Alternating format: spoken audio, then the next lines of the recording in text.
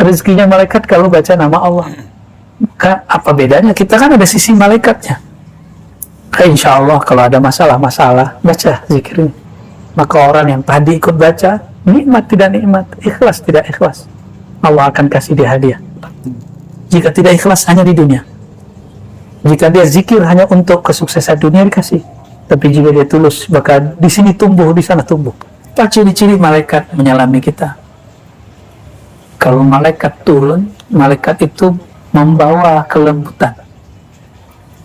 Malaikat turun itu membuat, jangankan malaikat, jin turun, jin datang, itu kita bulu lama kita merinding. Bedanya kalau jin turun, bulu lama berdiri, rasa takut muncul. Tapi kalau malaikat turun, dia makhluk bercahaya, maka hati kita terasa adem. Nah, itu ciri-cirinya. Dan sering setiap kali zikir majelis itu beliau-beliau malaikat mulia itu datang. Dalilnya apa? Nah, ini orang kan nanya dalil, mana dalilnya? Tenang aja ya, kita bangnya dalil, ini bangnya dalil semua ini ya. Mau dalil yang mana mereka punya? Dalilnya inna lillahi malaikatan sayyarah. Ada juga tawafin. Inna lillahi malaikatan tawafin yaltamisuna majlis az-zikr. Allah mempunyai malaikat yang kerjanya tawaf keliling. Tapi tawafnya malaikat terbang.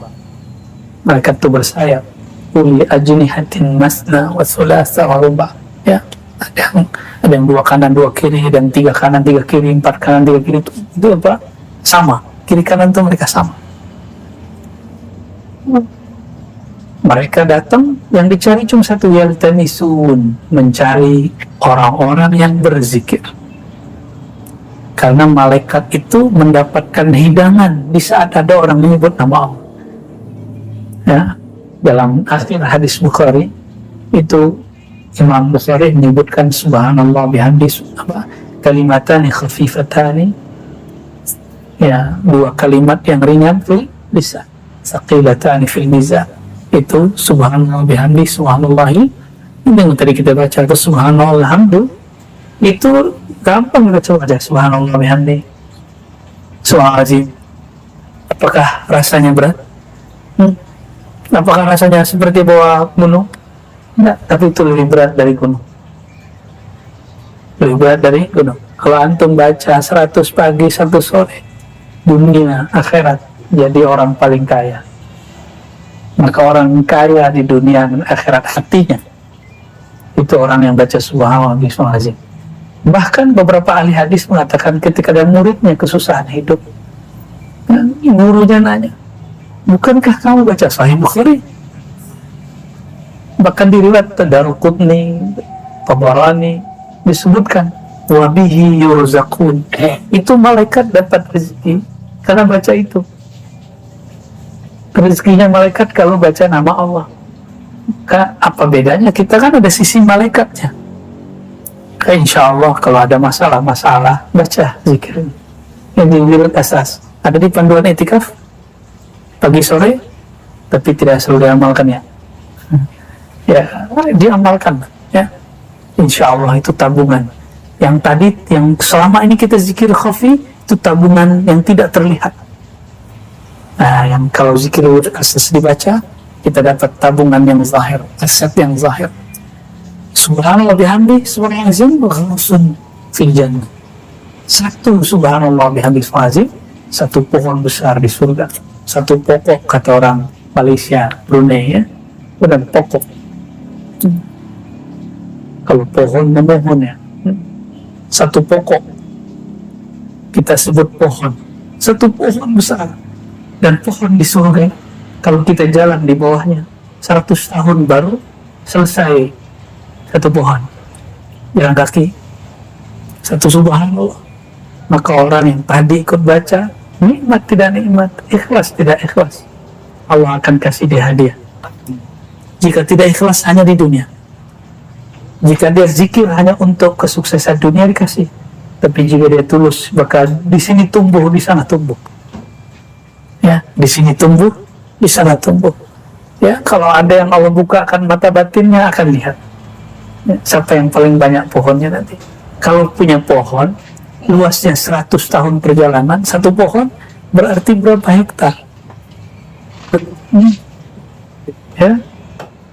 Di Indonesia, kalau ada kita lewat di pelosok-pelosok, terus langsung, oh itu kebunnya SBY, kebunnya Soeharto, kebunnya Prabowo, sejauh mata memandang gitu nih. Wow. Ya. Kalau mereka nggak zikir di akhir, di dunia ini nggak ke bawah itu, bisa dihisap 20 tahun dia di sana. Ya. Walaupun dihisapnya mungkin selesai, tapi ya kalau nggak dapat syafaat Rasulullah, kasihan. Antum kalau punya usaha, sisipkan di situ nama Rasulullah SAW supaya aman deh, ya, aman dunia akhirat. Sisipkan di situ keikhlasan, perjuangan. Ya, Sayyidina Sulaiman jika tidak diberi syafaat bagi Rasulullah, maka dia menunggu 2000 tahun. 2000 tahun. Ada yang berani nunggu 2000 tahun. Diberi syafaat Rasulullah, selesai langsung. Hatta Nabi Sulaiman butuh syafaat. Apalagi kita yang belum jelas ini, entah surga, entah neraka. Coba dihitung sholatnya. Baru sadar kan sholatnya nggak khusyuk selama ini? Ya, baru sadar kan?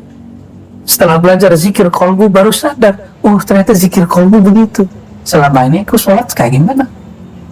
Kita sholat aja. Sholat begitu, ngeremehin orang lain. Oh, ketemu orang, wah itu tidak mursyid kamil, sholatnya nggak benar. Sholat kita nggak benar ini dijadikan cara untuk menghina sholat orang lain. Apa bedanya dengan khawarij? Tahqiru sholatukum, ya, syolatim, meremehkan sholat kamu dengan sholat mereka. Ya, jadi sekarang jangan lagi rendahkan sholat siapapun, karena sholat kita juga belum tentu diterima. Ya.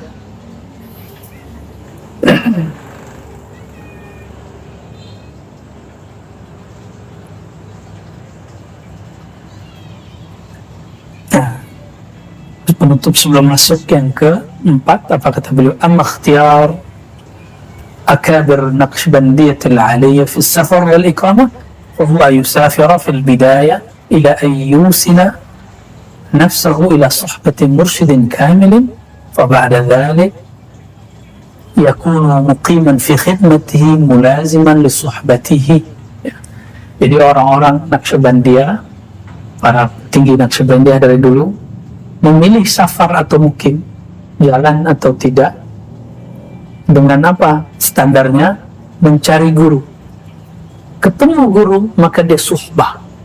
Nah, ini yang tidak dipunyai kebanyakan murid. Murid itu maunya hanya talqin, hanya mau zikir bersama, hanya mau suluk, tidak mau suhbah. Dan yang kedua, khidmat. Padahal thariqat paling dicintai Allah dan Rasul adalah suhbah dan khidmat. Bersuhbah, membersamai guru, berjuang, itu suhbah. Ya, suhbah apa artinya? Membersamai guru, berjuang. Apa perjuangan guru? Perjuangan guru cuma satu, li ilahi kalimatillahi al-ulya, meninggikan kalimat Allah yang luhur. Pertama, tinggikan dulu di dalam hati nama Allah itu, baru kita mampu meninggikannya di depan orang. Maka cobain para asatidz, kalau ada antum yang suka ceramah, sebelum ceramah zikir dulu, sebelum presentasi zikir dulu, maka kata-kata kita akan didengar oleh Allah, didengar Rasulullah. Apalagi makhluk kecil itu depan, ya Allah pun dengar. Jadi kenapa kata-kata kita nggak kuat? Karena tidak ada pemberatnya di dalam, tidak ada energi. Ya, inna sanulqi alaika qawlan thaqila, kami sungguh akan berikan kepada kamu qaulan thaqila, kata-kata yang berat, dan itu hanya qaul yang berisikan kalimatullahi al-ulya, yang di kolbunya sudah tergores, terukir nama Allah Subhanahu wa ta'ala. Ya, kenapa ceramah nggak perlu pakai suara aneh-aneh? Nggak perlu pakai suara perut, diafragma perut. Nggak perlu, biasa aja. Ya, pakai suara biasa, suara asli antum saja. Nanti Allah yang isi. Allah isi. Dari dulu kita punya masyaikh biasa-biasa aja, ceramah di biasa-biasa aja, nggak perlu pakai intonasi yang aneh-aneh. Dia datar tapi bergetar di kolom. Ya, semoga Allah mempertemukan kita dengan mursyid yang seperti itu, sehingga bersumbat dengannya dan berkhidmat. Khidmat apa saja, bukan khidmat sebatas khidmat kita bantu dia secara materi, tapi kita bersamai secara spiritual. Ya, kalau bantu pakai materi semua orang bisa, tapi bantu secara spirit, bersamai dia, dipanggilnya datang, diundang dia, labbaik ya syekh. Ya, jangan kebanyakan murid enggak, ya, takut diberikan tugas.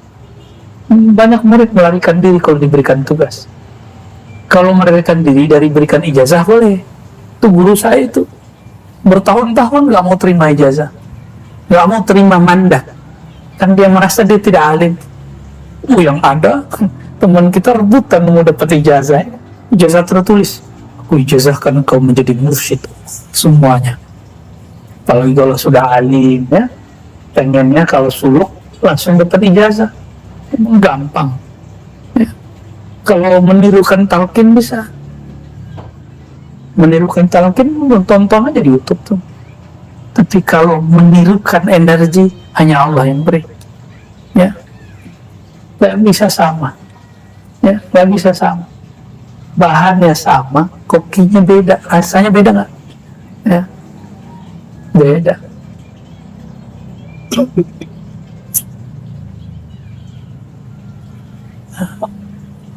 Nah, kalau sudah ketemu dengan mursyid seperti itu, maka rehlahnya boleh rehat. Gitu. Sampai gurunya meninggal juga atau kita yang meninggal duluan. Itu, ya, perjuangan itu seperti itu. Kalau gurunya meninggal, ikuti wasiat gurunya atau musyawarah para murid-muridnya. Ya, guru meninggal, apa wasiat guru? Saya sudah mengijazahkan si fulan, ikuti si fulan.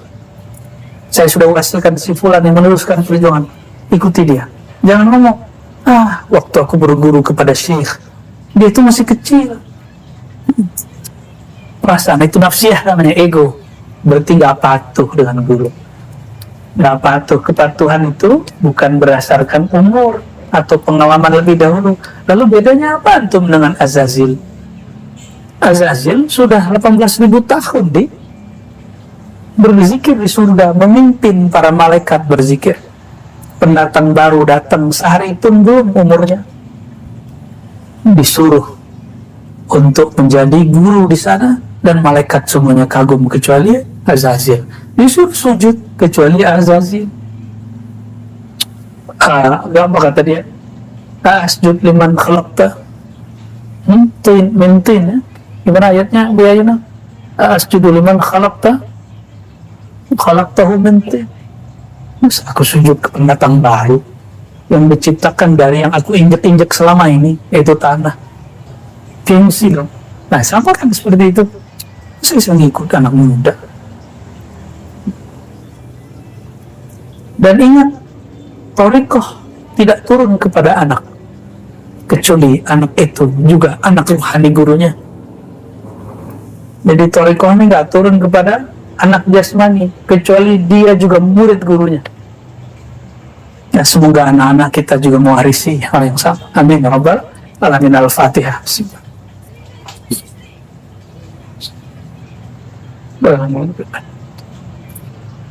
Dan nanti anak-anak kita mungkin kan terhijab lihat ayahnya, titip ke temannya, tolong ajaran saya. Ntar dia baru tahu ilmu bapak dia gimana, baru dia balikin. Lalu seperti itu guru-guru kita begitu, ya. Jarang-jarang yang bisa belajar kepada ayahnya langsung. Jarang. Kalau bisa, alhamdulillah. Ya. Kalau enggak, maka harus dibuat modal seperti itu. Ya, jadi bersafar darwatan tujuannya apa? Mencari guru, lalu sohbat. Sohbat itu maknanya apa? Membersamai perjuangan. Guru maksum terpelihara dosa atau tidak? Guru itu manusia, ya. Kalau guru ada salah, maklum nggak? Coba nanti antum lihat, nanti ada kesalahan di kami, bisa nggak bersama? Hah? Atau langsung mengatakan ada dari minka, saya berlepas diri dari bang itu murid kazib. Nah, murid kazib ngikut orang takut kalau ikut guru dituduh sesat. Kalau bersama dia nanti kita ikut-ikut disesatkan orang. Sudah banyak yang begitu, ya, sudah banyak, bukan satu dua orang, ya. Berarti dia ngikut gurunya bukan karena guru, tapi karena ego dia. Oh, cocok nih orang alim nih, kayaknya sahih nih. Ternyata ada yang kritik, ya. Masih sama guru enggak? Ternyata dalam pikirannya guru ini nggak boleh salah. Loh, dia sudah sama dengan Syiah Rafidhah. Syiah Rafidhah meyakini imam itu maksum. Dalam Ahlus Sunnah, dalam Thariqah Sufi, guru tidak maksum. Guru tidak terpelihara dari dosa. Guru itu mahlul khata' wa nisyan juga. Bahkan dzunubul ma'asi. Bahkan ada seorang ulama ditanya, Abul Qasim al-Junaid al-Baghdadi, gimana kalimat ini? Ayasi, ayazinul wali. Itu terjemahannya. Apakah wali masih bisa berbuat dosa besar? Jawabannya, itu ketetapan Allah bahwa wali bukanlah nabi. Ya, wali bukanlah nabi. Ini ada murid, gurunya ikut politik langsung ditinggal. Gurunya poligami langsung ditinggal. Serius. Ada seorang murid nggak mau lagi ikut gurunya karena gurunya kawin lagi. Masih hidup sekarang guru itu. Muridnya juga masih hidup, saya kenal orangnya. Bukan di sini, ya di sono. Gurunya berpolitik. Ini bukan mursyid kami. Oh, berarti dia tahu mursyid kami kayak gimana. Terus ngapain dia berguru? Buat thariqat sendiri aja. Kalau cuma karena guru berpolitik, guru zuat lagi, nikah lagi, terus antum nggak ikut. Kira-kira kalau antum ketemu Rasulullah gimana? Rasulullah ketemu Aisyah nikah, ketemu Hafsah nikah, ketemu dengan Musalamah janda, baru nggak langsung nikah. Setelah selesai iddahnya, nikah lagi. Antum bakal bilang apa kepada Rasulullah nanti? Itu kan Rasulullah. Nah, sama apa? Ana basyarun mislukum, kata beliau. Aku manusia seperti kamu, persis. Jadi pilah-pilah di situ. Ya. Bisa mampu memilah itu baru disebut murid shadiq. Jadi jangan ditanya, guru saya sempurna atau tidak. Tanyalah, saya serius gak berguru. Itu disebut murid shadiq. Jangan ditanya, gurunya usul gak? Tanyalah dalam kolbu, saya tasdik gak? Percayakah dengan ilmu ini? Tasdik itu kalau diuji dia bertahan, ya. Kalau nggak tasdik, goyang dikit, ditinggal. Saya mengabarkan begini, di antara antum nanti ada yang begitu, ya. Semoga yang berat-berat amat lah, ya. Ya, apakah kami akan sedih?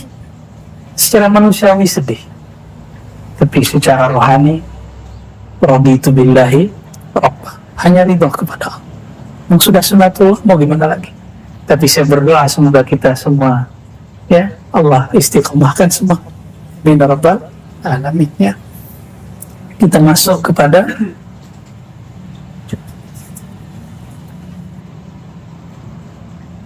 yang berapa lagi nih Bu ya? Allah.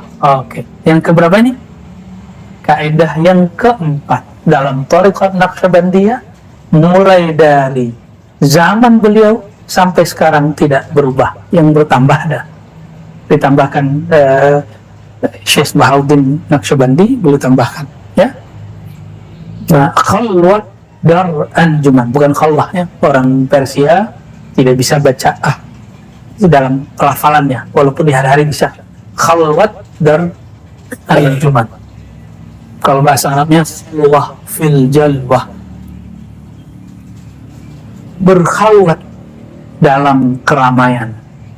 Kalau kata orang Syatari di Ulakan, suluk di balai, suluk di tengah keramaian. Jadi dulu orang-orang Naqsyabandi yang bersuluk ini berdebatlah dengan orang Syatari.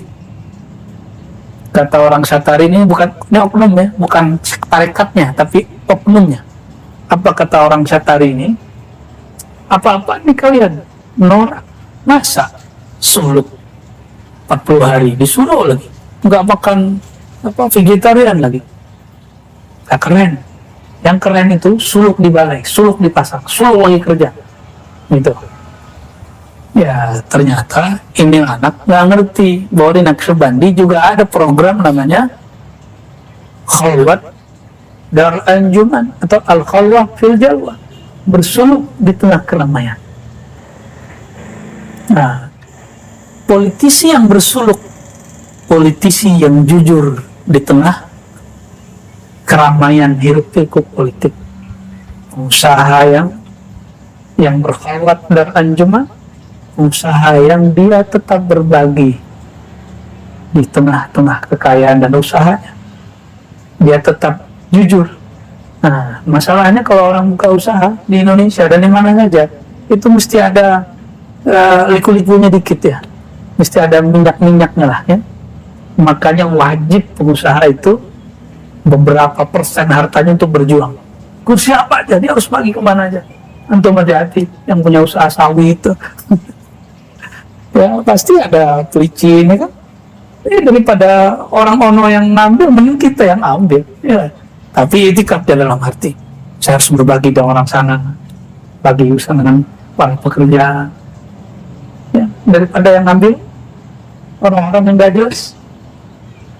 Nah, apapun ya, apapun usahanya, termasuk pegawai negeri, mohon maaf, pegawai negeri ini kerjanya dari jam 8 sampai jam 4, jam 5. Terus antum sudah pulang duluan, ya berarti sedekahnya harus lebih banyak itu. Ya, harus lebih banyak itu. Keluar balik PP-nya berhala baru itu. Kenapa ada sistem begitu? Berarti banyak pegawai yang dulu mungkin tidak amanah dibuat sistem begitu, dimainin juga ya. Allahumma sholli ala sayyidina.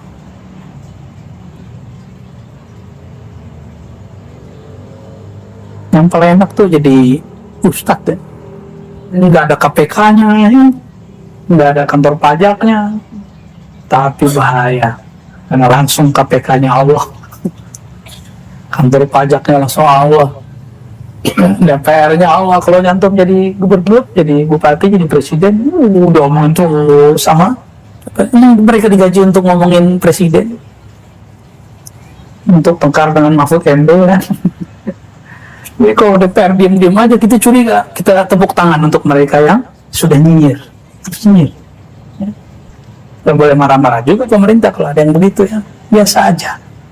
Khalwat dar anjuman, ini titiknya hilang. Berkhalwat dalam keramaian. Nah ini yang dikatakan oleh Imam Ghazali, khalwat itu ada dua.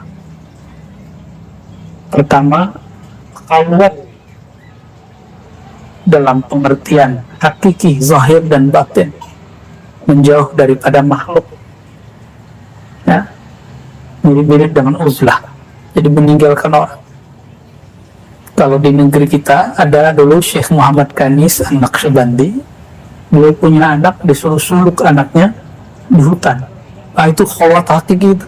Masih hidup beliau ya, masih hidupnya, masih mimpin di tarbiyah sana. Guru saya dulu ngambil zikir di sana, Buya Hasan Basri Jalil, dulu belajarnya di situ, belajar zikirnya.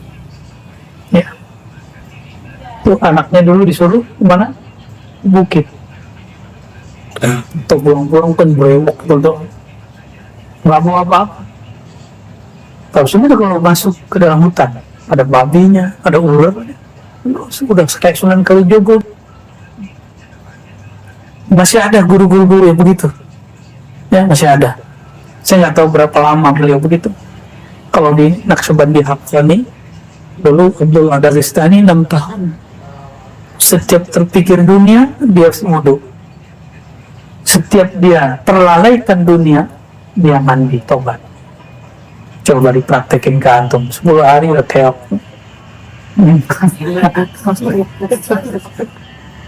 Ya, jadi kenapa kita di sini setiap hari mesti mandi tobat, mengamalkan itu. Tiap kali mandi niat mandi tobat. Nah, ini bawa nanti sampai pulang pun setiap mandi tobat. Nggak ada orang mandi tobat telanjang. Mandi tobat ya pakai kain basah. Mesti pakai basah. Walaupun boleh secara fikih mandi tidak berpakaian dalam ruangan tertutup.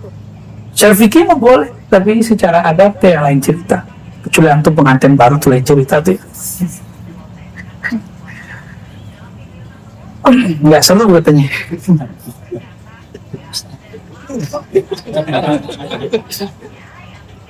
Allahumma sholli ala.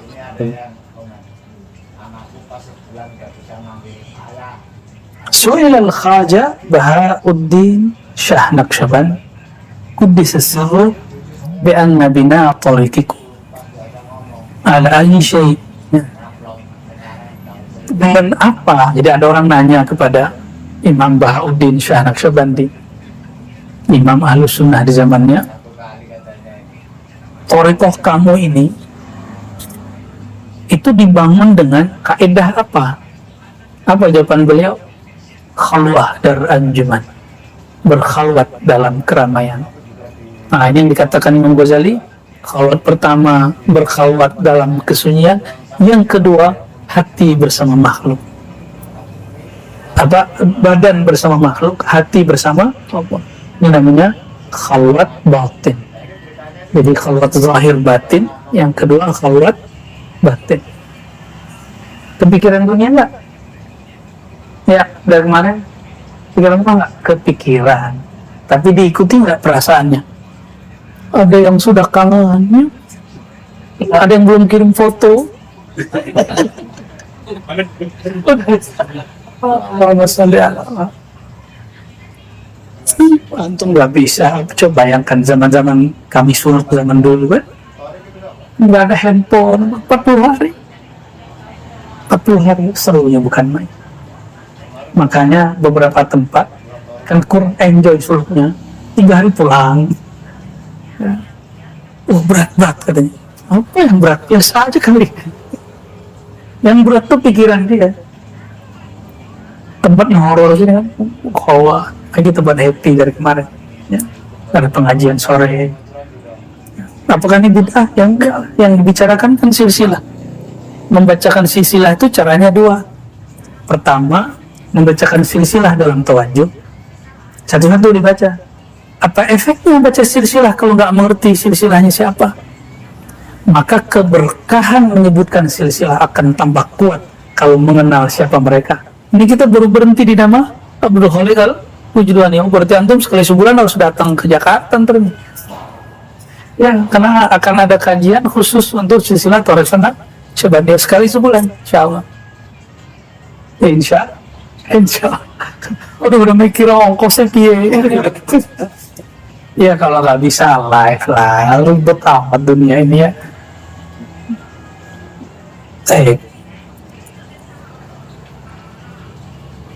Inilah yang disebut bahwa Thariqat Naqsyabandiyah juga bermanhaj Imam Ghazali. Jadi manhaj kita manhaj Imam Ghazali.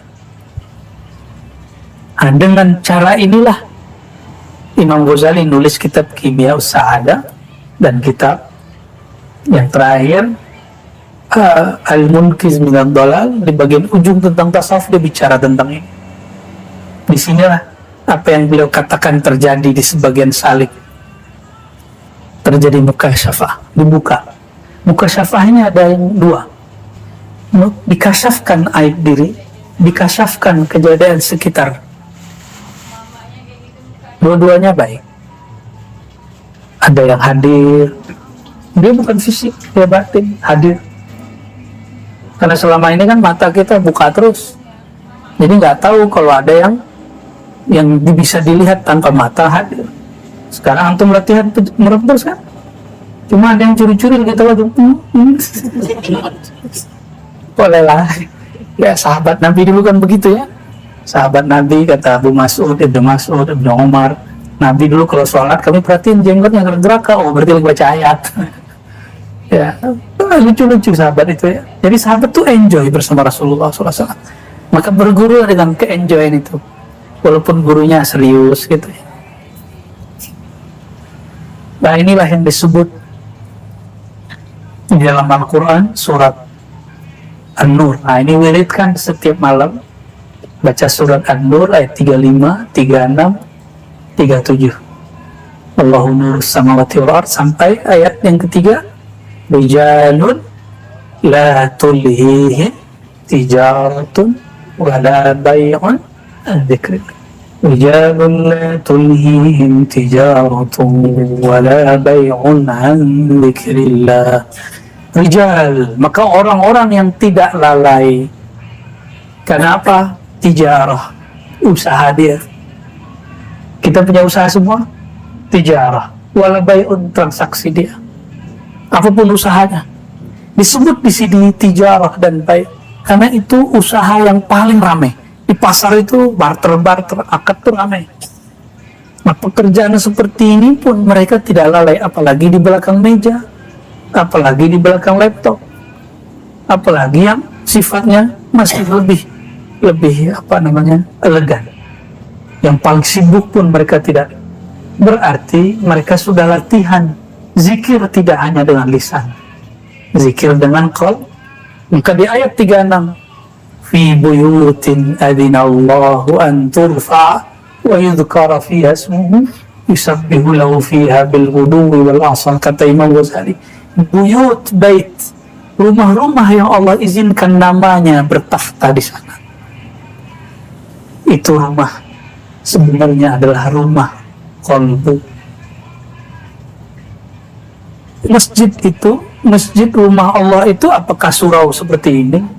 Masjid yang megah itu bangunan.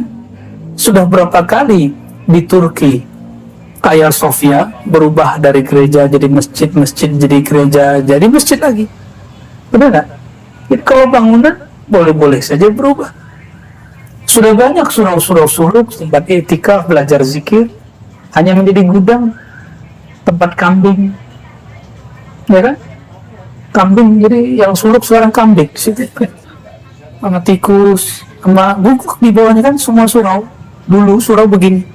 Insya Allah yang di BSD nanti kita buat pakai kayu juga, karena kayu ini bisa menyerap energi buruk di badan. Ya, itu dahsyatnya, karena dia berzikir. Masih ingat Nabi SAW ketika ada orang disiksa di kubur, Nabi ambil pelepah. Pelepah itu kayu, tancap. Karena ada malaikat, kata Imam Suyuti, bertasbih pada kayu itu. Ini kata Imam Suyuti, belum kata kita nih. Maka Allah yukhaffif malam yaibas. Selama belum kering, itu dapat syafaat. Tapi setelah kita belajar ilmu zikir, ilmu ma'rifat, ketemu riwayat yang orang sudah tahu, tapi mereka jarang memperhatikan riwayat ini.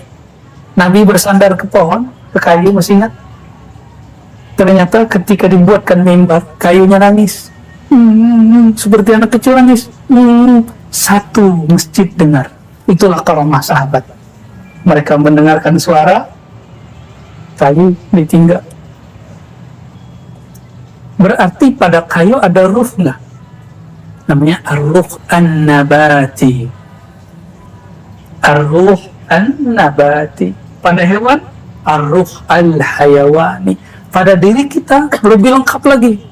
Ada ar-ruh al-qudusi. Jadi di tubuh ini ada semua itu.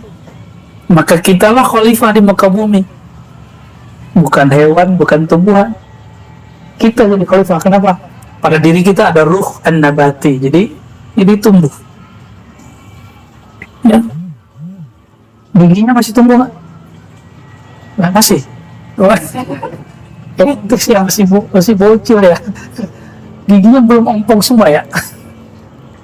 Kuku tumbuh nggak? Nah itu nabati. Maka ada nabati. Hayawan bergerak.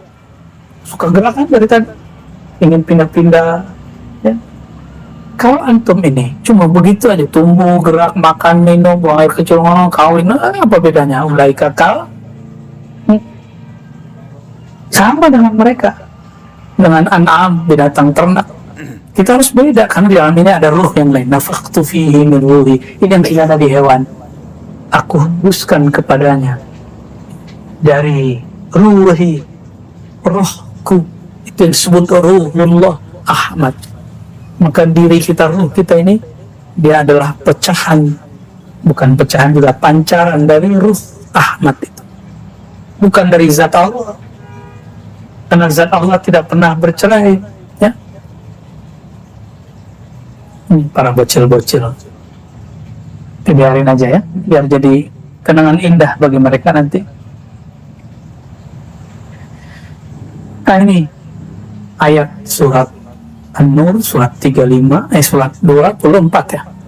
Surat 24 ayat 35, 36, 37. Ya, itu sangat baik untuk menerbitkan cahaya dalam kalbu. Saya suka baca ayat itu kalau qiyamul lail malam hari. Ya, senang baca ayat itu.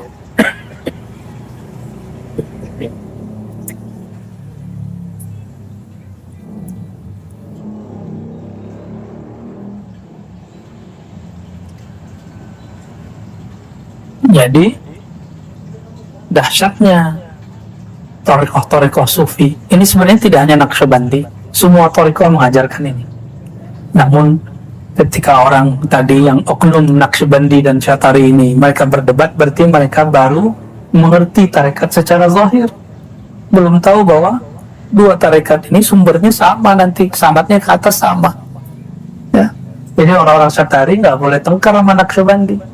Qadiriyah juga nggak boleh merendahkan thariqat Ba'alawi nggak boleh merendahkan Syazili. Begitu semua thariqat. Kita saling menghargai. Wa qala quddisa sirru anna nisbatal batin fi hadha at-tariq ala nahjin tahsulu jam'iyatul qalb fi mala'in wa suratin tafriqatan aktsar mimma tahsulu fil khalwah. Bahkan kata beliau, kamu sadar bertuhan dalam keramaian lebih banyak daripada sadar dalam khalwat. Itu yang dituntut, itu yang dituntut. Inna tariqana hadha mabni ala suhbah fa inna fil khalwati syuhratun wa fi syuhrati afatun wal khairu kullu fil jam'iyyah wal jam'iyyah fi suhbah bi syarti fana'i kullin fil akhar. Nah, ini penting. Berkali-kali saya sampaikan ke beliau-beliau ini, kalau ijazah gampang dikasih guru, antum bisa buat surau zawiyah sendiri, tapi bersama-sama itu yang penting. Apa kata beliau di sini? Thariqah kita dibangun dengan suhbah. Suhbah itu berjamaah, lain dengan syuhrah. Thariqah kita bukan viral-viralan, bukan viewer-vieweran. Kalau orang masyhur, dia masyhur sendiri. Enggak. Fi syuhrah afatun. Dalam popularitas lebih tepatnya, afatun, ada masalah. Wal khair kulluhu fi jam'iyyah. Kalau Allah masyhurkan atau Allah enggak masyhurkan, enggak ada urusan. Yang penting kulluhu fil jam'iyyah, berjamaah, kebersamaan. Banyak orang soleh sendiri-sendiri, ketemu setan, singanya setan, habis. Banyak orang-orang soleh, habis. Kita nggak soleh, nggak apa-apa, tapi berjamaah dengan orang soleh. Ketika terjadi ya, kegoncangan, baik goncang iman, musibah lahir batin, dan musibah akhir zaman, paling fitnah akhir zaman, kalau orang berjamaah, ya, walaupun tubuhnya berjarak jauh, tapi mereka pergerakannya selalu bersama-sama. Khair fil jamaah, fil jamaiyah, ya. Nah, syaratnya apa? Sohbah. Jadi ketika nanti kita berjuang, saya yakin semuanya Allah berikan kelebihan ilmu kah, kelebihan zikrullah kah, kelebihan harta kah, kelebihan jabatan kah, pengaruh kah.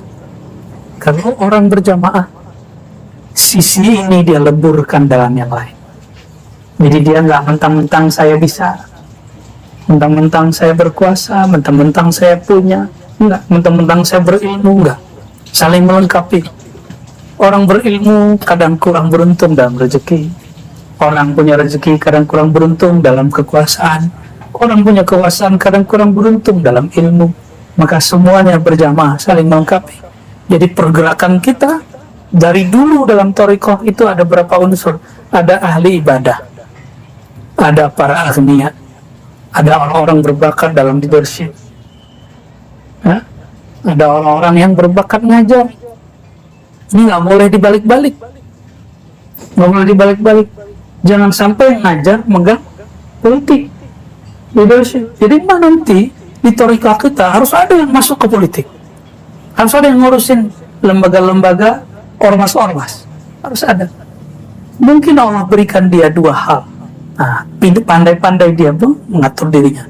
Ada yang bisa berseni dan seni, ada yang bisa materi. Nah, orang-orang ini harus saling paham. Jangan kemudian angkuh seperti beberapa orang kaya, ya. Dia buat bangunan seperti bangunan Arab, lalu dia tulis pesantren. Iyanya nggak ada. Nggak begitu kita berjuang. Nggak begitu cara berjuang. Atau seperti kiai, tolak orang pemerintahan, nggak juga. Kiai nggak boleh juga nolak. Orang pemerintahan hamba Allah juga kok. Ya? Politisi juga hamba Allah, maka kita juga nggak tolak-tolak amat ke orang politisi datang. Cuma kita kurang-kurangin. Ya? Kita terima semua mereka hamba Allah juga. Jadi jangan lakukan itu. Jangan juga mu'alim sombong, saya bisa sendiri. Kalian nggak mau juga, itu namanya mu'alim tukang ngambek. Nggak akan dapat ilmu, nggak nyebar kalau begitu. Mu'alim yang nggak suka ngambek yang dibutuhkan. Politisi yang tidak mempolitisasi gurunya dan teman-temannya, majelisnya. Orang kayanya nggak sok-sok kaya. Orang abidin yang mereka tahu, ana faqirun mutajarrid, maka saya fokus untuk ibadah. Tahu diri aja. Jadi thariqah begitu dari dulu. Kita ini mengajarkan itu. Ya. Nah, insya Allah pergerakan ini akan kita mulai, ya, susun. Ini yang udah jalan baru mu'alimnya. Dan ribat sudah jalan mu'alimnya, ya, sudah jalannya udah banyak nih mu'alim semua. Mereka kalau mau sendiri mah jalan-jalan sendiri. Jadwal ceramahnya lebih banyak tiap malam. Alhamdulillah. Itu jadwalnya dipotong, digunting. Itikaf udah selesai.